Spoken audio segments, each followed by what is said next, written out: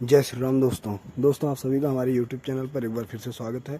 और आज मैं आप सबको बताने वाला हूं इजराइल और गाजा फ़िलिस्तीन के बीच में जो भी मैटर चल रहा है, इनका जो भी इस टाइम पे इनका लड़ाई चल रहा है, वार छिड़ा हुआ है, तो इस पे हम पूरा विस्तार से बात करेंगे। इसके पहले मैंने एक वीडियो बनाया था, उसमें मैंने शॉर्ट में ही बताया था कैसे क्या हो रहा है, और अब मैं इस वीडियो में पूरा विस्तार से बताऊँगा। तो आप वीडियो को लास्ट तक देखना और वीडियो को लाइक एंड सब्सक्राइब जरूर करें, और अच्छी लगे तो शेयर भी करें। कमेंट में जय हिंद जरूर लिखें दोस्तों। तो आइए हम इसके बारे में पढ़ते हैं दोस्तों। इजरायली सरकार ने कहा कि हमास के हमलों का मुंहतोड़ जवाब दिया जाएगा। गाजा के कुछ हिस्सों को ध्वस्त कर दिया गया है और अपने नियंत्रण में ले लिया गया है। हमास के उग्रवादियों ने शनिवार को इजरायली सैनिकों और नागरिकों को बंधक बना लिया था।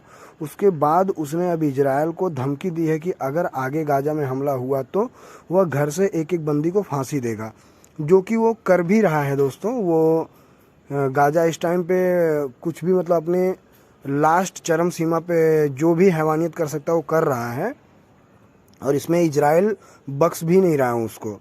हालांकि जैसे जैसे युद्ध बढ़ता जा रहा है, इजरायली सेना का ज़मीनी आक्रमण तेज होता जा रहा है। इजरायल को अमेरिका का भी साथ मिला है। यूएस ने खतरनाक हथियारों की खेप भेजी है। जी हाँ दोस्तों, उन्होंने यूके, अमेरिका, यूएसए, इंडिया और भी तमाम देशों ने इसका पूरा सपोर्ट किया है इजराइल का। गाजा पट्टी में अटैक के बाद बड़ी संख्या में लोग मारे गए हैं। वहां स्थानीय लोग एक एक नागरिक की जान बचाने की कोशिश कर रहे हैं।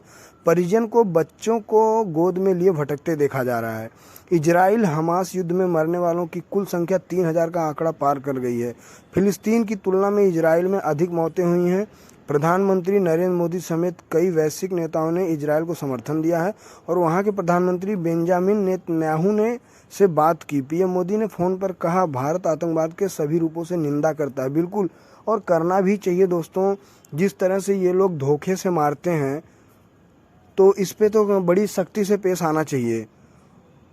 और नेतन्याहू ने कहा भी है कि गाजा को नक्शे से मिटा दिया जाएगा। सोचो कि मतलब कितने गुस्से में हैं। गाजा पट्टी में बमबाजी के बाद एक बिल्डिंग धराशायी हो गई। वहां एक कुत्ते की भी जान चली गई। एक बच्चा काफ़ी देर तक कुत्ते को निहारता रहा। वहीं अमेरिकी राष्ट्रपति जो बाइडेन ने हमास के हमलों की निंदा की और इसे सरासर गलत कृत्य बताया। बाइडेन सरकार में मंत्री एंटनी ब्लिंकन आज इजराइल का दौरा करने वाले हैं। तो दोस्तों, जहां इतनी जानें चली गई तो फिर जानवर कहां बचेंगे। और ये मंजर देखिए वहाँ का कैसा है। इसमें नुकसान किसका? आम पब्लिक मारी जा रही है। जो पॉलिटिक्स करने वाले हैं वो तो सेफ बचे हैं। गाजा पट्टी की तस्वीरें डराने वाली है। वहाँ लोग भूख प्यास से बेहाल हैं। सप्लाई चेन ठप से होने वाले हैं।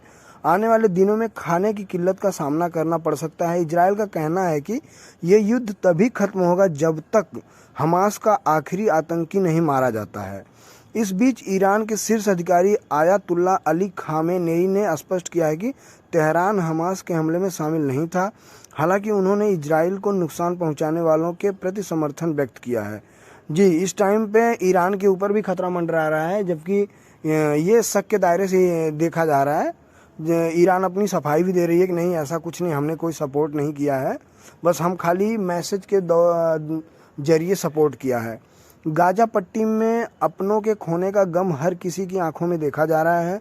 हर घर परिवार अपने करीबियों को खो रहा है।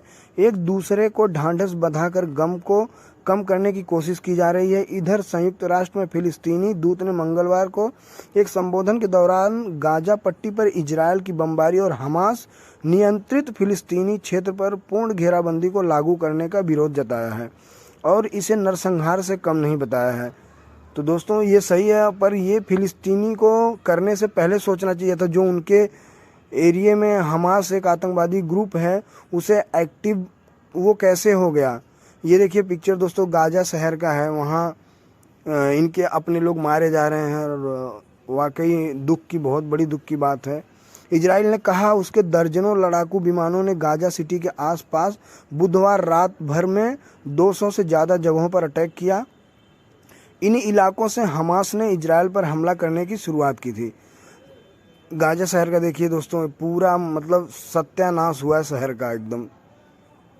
गाजा के स्वास्थ्य मंत्रालय ने कहा भीड़ भाड़ वाले तटीय इलाके में करीब 900 लोग मारे गए हैं और 4600 लोग घायल हुए हैं।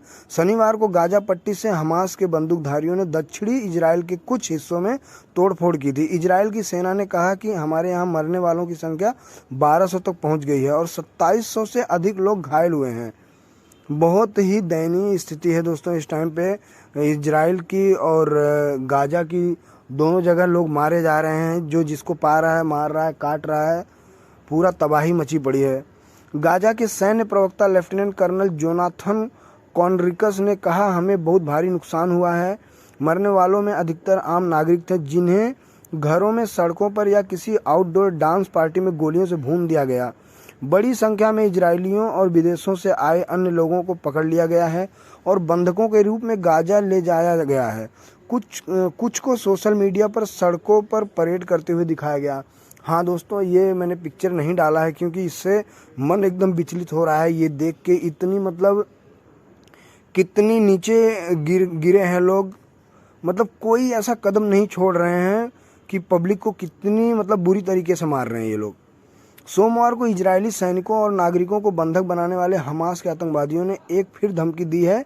आतंकियों ने कहा, अगर हमला नहीं रुका तो गाजा में बंधक बनाकर रखे गए इजरायल के प्रत्येक घर से एक एक बंदी को फांसी दी जाएगी। हाँ दोस्तों, ये कुछ भी कर सकते हैं, इनके सर पे खून सवार है, ये किसी को भी मार सकते हैं, काट सकते हैं। इनके सामने बच्चे, बूढ़े, औरत किसी को नहीं छोड़ रहे हैं। ये जिसको पा रहे हैं उसी को मार रहे हैं। इजरायली रक्षा मंत्री यो गैलेंट ने गाजा बाड़ के पास सैनिकों से बात की और कहा, हमास बदलाव चाहता था और उसे बदलाव मिलेगा। गाजा में जो था वह अब नहीं रहेगा। हमने आसमान से आक्रामक शुरुआत की, बाद में हम जमीन से भी हमले तेज करेंगे। हम दूसरे दिन से क्षेत्र को नियंत्रित कर रहे हैं और हम आक्रामक बने रहेंगे। तो दोस्तों, ये है इनका गाजा का भी। ये लोग भी पीछे हटने के लिए नाम नहीं ले रहे हैं, जबकि यहाँ के इजराइल के प्रधानमंत्री ने बोल दिया कि हम नक्शे से मिटाने पे तुले हुए हैं। इजरायली हमले में पलक झपकते ही बड़ी बड़ी बिल्डिंग धाराशायी हो रही हैं। बताते चलें कि इजराइल ने 38 साल के कब्जे के बाद 2005 में गाजा से सेना हटा ली थी और 2007 में हमास ने वहाँ सत्ता पर कब्जा कर लिया था और फिर इसे नाकाबंदी के तहत रखा था। सुरक्षा सूत्रों ने बताया कि इजराइल की उत्तरी सीमा पर दक्षिणी लेबनान से इजराइल की ओर से रॉकेट दागे गए, जिसके बदले में इजरायली गोलीबारी हुई। अब दोस्तों, इसका इजराइल गाजा की गलती दे रही है और गाजा इजराइल की गलती दे रही है। ये क्या है इसका टॉपिक, ये हम आपको बता ही रहे हैं पढ़ के, और पिक्चर भी लगाएं, आप इसको देख सकते हैं। गाजा पट्टी में इजराइल के हमले में एक मस्जिद भी ढह गई। सीरियाई क्षेत्र से दागे गए ज़्यादातर गोले इजराइल के खुले इलाकों में गिरे, जिससे यह आशंका बढ़ गई कि युद्ध लंबे समय तक खिंच सकता है। इजराइल के लेफ्टिनेंट कर्नल कॉनरिकस ने कहा, हमें अभी तक नहीं पता है कि ये रॉकेट सीरियाई सशस्त्र बलों द्वारा दागे गए थे या कई ईरानी मिलिशिया की तरफ से सीरियाई शासन हिजबुल्लाह या किसी अन्य कार्रवाई का स्वागत करते हैं। तो जो देख रहे हैं इसका परिणाम पता कुछ नहीं है, लेकिन मारे जा रहे हैं लोग। गाजा इजरायलियों को मार रही है, इजरायली गाजा वालों को मार रहे हैं। और अभी भी इनके मन में संदेह है कि रॉकेट दागा कहाँ से गया, कौन दागा है रॉकेट को, पहले किसने दागा, कुछ नहीं, बस डाउट के हिसाब से। इजराइल के हमले के बाद गाजा शहर अलर्ट मोड पर है। वहां रॉकेट हमले की चेतावनी देने वाले सायरन रात भर बज रहे हैं। फिलिस्तीनी आंतरिक मामलों के मंत्रालय ने कहा, जबालिया के पूर्वी भाग और खान यूनिस गाजा पट्टी के किजान अल नज्जर क्षेत्र में तीव्र हवाई हमलों ने आवासीय क्षेत्रों को प्रभावित किया है। मंत्रालय ने एक बयान में कहा, हमलों में नागरिकों के घरों और सड़कों को निशाना बनाया गया है। बड़ी संख्या में नागरिक घायल हुए हैं। जी हाँ, ये घरों, बिल्डिंगों और बड़ी बड़ी बिल्डिंग और पब्लिकों को अब निशाना बनाया जा रहा है। ये देखिए दोस्तों, इसमें एक मतलब कचरे की ढेर की तरफ पब्लिक को उठाया जा रहा है, उनको ले जाया जा रहा है। इस तरह से मतलब लाशों की ढेर लगी पड़ी है। फिलहाल फिलिस्तीनी युद्ध दुनिया भर के लिए टेंशन बन गया है। विदेशी सरकारें भी यह पता करने की कोशिश कर रही हैं कि उनके कितने नागरिक मारे गए हैं, लापता हैं या उन्हें चिकित्सा सहायता अथवा घर वापसी की आवश्यकता है। कई देशों ने भी लड़ाई को समाप्त करने में मध्यस्थता में भूमिका निभाने की पेशकश की। करीब 1600 लोग मारे गए हैं। मरने वालों की संख्या बढ़ सकती है। हाँ, अभी बहुत से लोग बिल्डिंगों में दबे पड़े हैं, मलबों के नीचे दबे पड़े हैं, तो इनकी संख्या बढ़ भी सकती है। तो दोस्तों बस आज के लिए इतना ही, और फिर हम मिलते हैं एक अगली वीडियो में। हमारी वीडियो अच्छी लगी तो दोस्तों लाइक, सब्सक्राइब एंड शेयर ज़रूर करें, और वीडियो को पूरा भरपूर प्यार दें, इसको लास्ट तक देखें। तो दोस्तों फिर मिलते हैं आप सबसे एक नई वीडियो में। तब तक के लिए जय हिंद, जय भारत। आप सब अपना ख्याल रखना, और जय श्री राम।